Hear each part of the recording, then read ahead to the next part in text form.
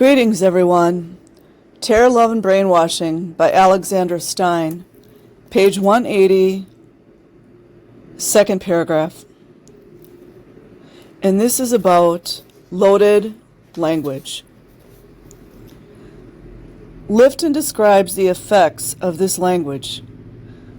For an individual person, the effect of the language of ideological totalism can be summed up in one word: constriction.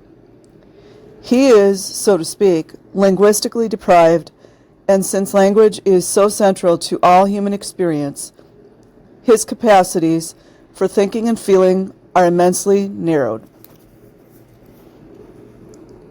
In a totalist system, loaded language funnels the individual's thought and experience into fewer and narrower channels until it is entirely inadequate for communicating a person's sensory perceptions and experience. Along with other disassociating techniques, it is used to dominate, constrict thought, and restrict conversation and communication.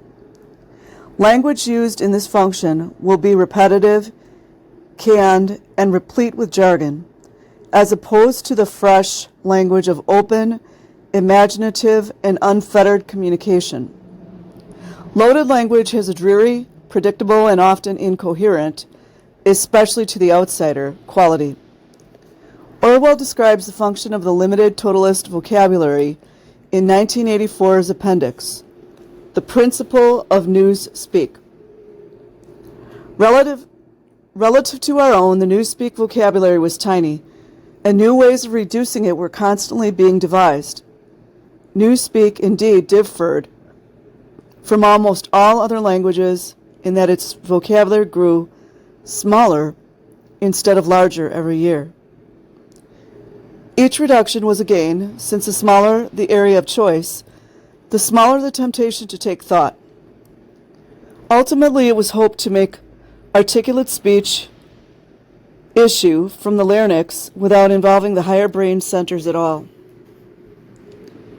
The dreary, repetitive, and obfuscating quality of totalist language is an obvious result when an entire group or population must follow the language and interpretive rules dictated from on high.